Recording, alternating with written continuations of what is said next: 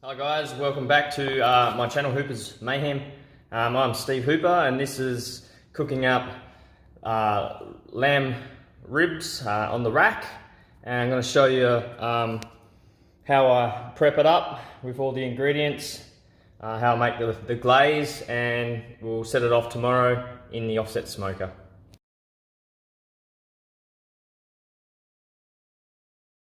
Alrighty guys, so here I've prepped up some Aussie lamb ribs on the rack. You can see some nice big sizes. This one here I decided to leave a bit of fat on the bone, on the meat, and this one I trimmed it back just a little bit. You still want a little bit of the fat. This meat does dry out a fair bit, and from what I'm told, and the fat will render down and help it to stay a bit more moist. So I left a bit of meat, left a bit of fat on them. What I've done, like I said, is I've trimmed off on this first one, just trimmed off the big excess, real big chunky bits. I mean, there's still a few bits on there, but it's all gonna add flavour to the meat anyway, so it's gonna work out pretty good. And with this one, yeah, there's a fair bit of fatty meat on there, but we're gonna test them and see how they go, which one actually tastes better, and we'll sort of know for next time. I'm no professional, but we'll go with what we got. So, like I said, I'll trim them off. Use a sharp knife. I've got the Vitanox knife. Nice sharp. I think it's a 23-inch blade, but yeah, it's nice and sharp.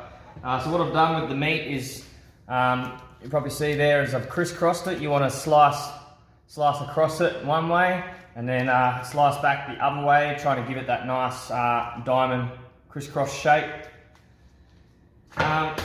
Today's one, like I did the other day with the little leg of lamb roast that I did, this one's pretty similar. I've got my own lamb rub that I made up. So in the rub we have got rosemary, thyme, a bit of coriander, we've got cracked pepper, like coarse cracked pepper, sea salt, coarse sea salt.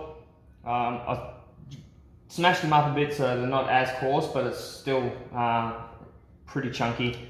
We've got a tiny bit of onion salt in there, and I think that was it. So what's different about this one compared to the rib one with the lamb leg we did the other day is just that it's got a little bit of oregano, and the onion salt pretty much is the only difference, but it's just to give it that little bit. I liked it. It was a little bit overpowering on the rosemary, so I sort of cut it back just a tad with the rosemary on this one, but as everyone knows, rosemary is awesome with lamb, so we're sticking with the rosemary one. The other difference today is we're going to do, instead of a vegetable oil or the virgin barbecue drizzle oil, today we're going to use a binder, Dijon mustard. So you just want to use a little bit of Dijon mustard and cover it over, and then that helps all the herbs and spices stick to it. So without further ado, we'll get into it. Just want to grab a spoon, get it out, scoop it up, just give it a nice light, I mean that looks like a lot, but light, just a light covering over the whole bit of meat. Trying to give it a good rubbing.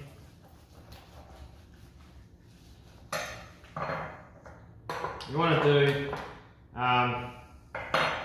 both sides. You don't have to, but I just want it to be nice and flavoury, so we're going to do both sides with the mustard, just to get it right over all the meat.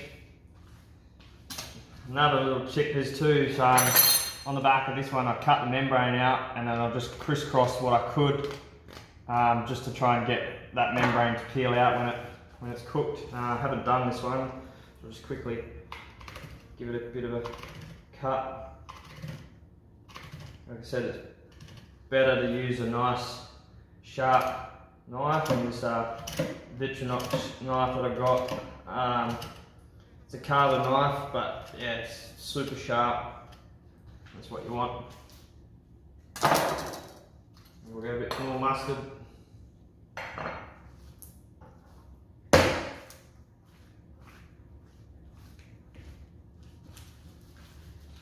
rub it all in there.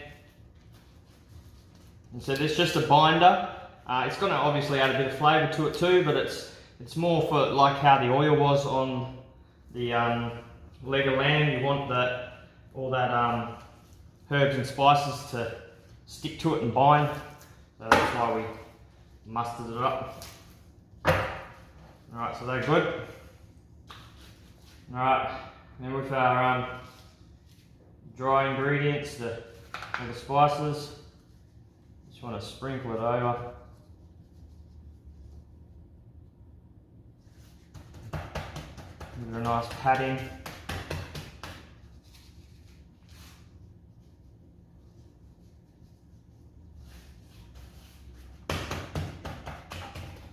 So pat it down, it's at the stick into that mustard, nice and good.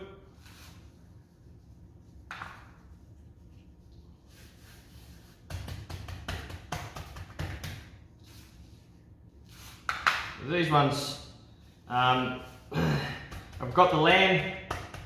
It's about 3.5 kilos, I think. The other one that we're doing for Australia Day tomorrow as well. So I did that one with the oil and these same herbs and spices. The only difference, obviously, is the mustard. And we're also going to be, with these ribs, we're going to be taking them out after a couple of hours of letting them cook. We're going to wrap them in some foil and then let them cook for a little bit more to make them nice and tender. And then we'll be basting them with some homemade sauces. So I'll show you my secret recipe for sauces in a minute. Well, it's not a secret, but it's a nice glaze that we're going to be doing for it. You just want to get all that herbs on there. Alright, so this is pretty good. Just flip it back over. The other difference to this one as well is we're actually going to put a little bit of a rub on it, a store-bought rub on it as well. Get some more gloves in it. But this one is actually a pork one, but it's really sweet, and lamb tends to be really good with like fruit wood, so we're going to be using the cherry wood. So I figured the lamb, I've got a beef one as well, but that one wasn't as sweet as smelling as this one, so you obviously want to use the fruity sweety smells for your lamb. Well, we're going with the cherry wood anyway, so it's going to be all fruity, so you want to just give it a nice little light coat over with the this, just to give it a bit of colour, a bit of flavour. Just give it a nice sprinkle over the top. Just gives it that little bit extra. And then we'll also, the other reason why I'm doing this sort of stuff too is otherwise we've just pretty much got the same meat all day long tomorrow, and it's just lamb. So we wanted to try and do some different flavours tomorrow, so that way when everyone gets tucked in, they can all decide which they think's the nicest, and they've got a bit of variety. So that's what Australia's about, isn't it? Variety. So give this a good sprinkle over. In a second I'll pat it in. Looks pretty good. Just gonna get all that to stick to it. Looking good. I've got my tray. A light dusting on the inside of these. Get it on the nice thicker bits of meat so it absorbs into it. Not too worried about the underneath, only just the meat.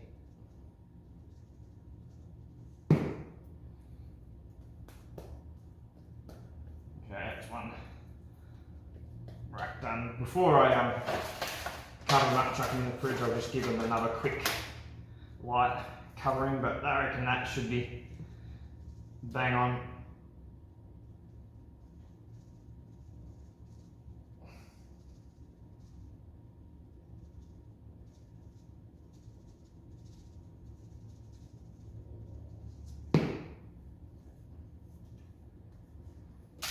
Right, so that's our 2 bits of meat in there. Just get rid of this. And then I'll explain to you guys the marinade or the glaze that we're going to be putting over it as well. Alright, I'll just wash my hands.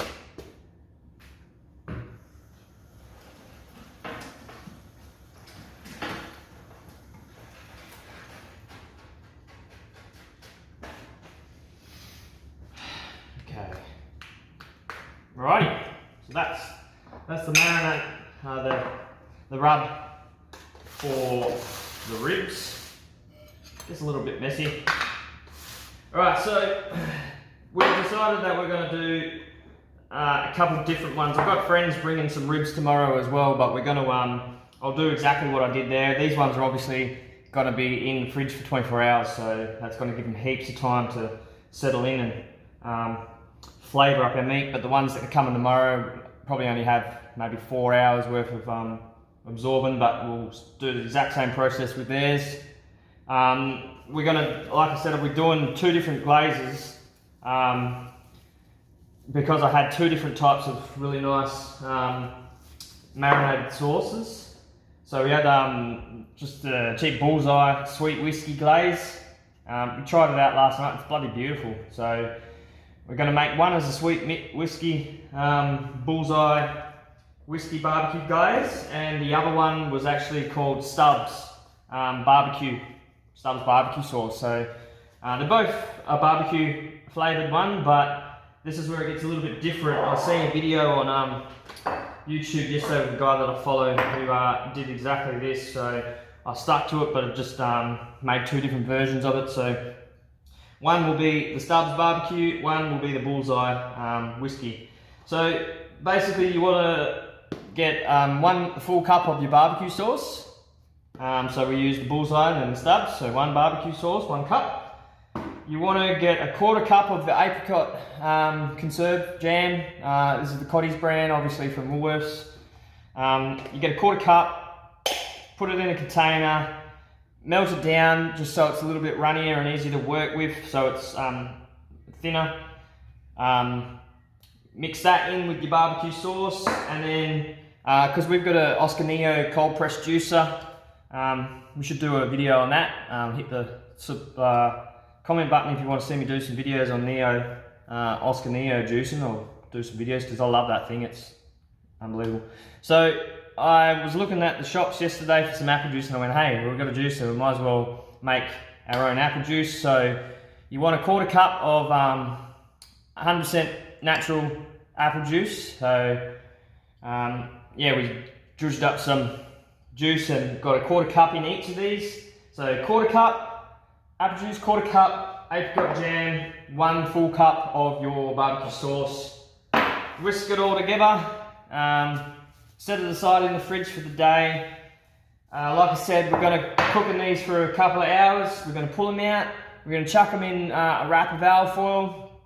And then we'll sit them back in the fire or in the cold smoke, offset smoker for about another hour. Then we'll pull them back out. They should be ready. We'll just check the temperatures, make sure they're all ready. Then we'll go and put the Stubbs marinade and the bullseye's marinade straight over the top. Give it a nice glaze over the top. Chuck them back straight on the racks without any alfoil, just straight on there. Cook them for about another 15 minutes or so with that glaze. That'll crisp up and caramelize and be absolutely beautiful. And then we'll pull them out and let them rest, and they should be awesome. So stay tuned. Tomorrow will be the big day. We'll do the cook up. I don't know if I'll add it to this video or if I'll just make another video tomorrow, or maybe just a few pictures of the day. We'll see how we go. But anyway, happy Australia Day to everyone. Thanks for watching my video. If you would like to subscribe, I know my channel's a little bit all over the place. I've got my renovation jobs that I do around the house. I've got my Tirana build that I'm doing, LH 1974 Holden Tirana. I do a bit on my aquaponics out the back. Kids at the beach, just things that we see every day down here in WA, in Australia. Yeah, so hit the thumbs up, like my videos. Cheers guys.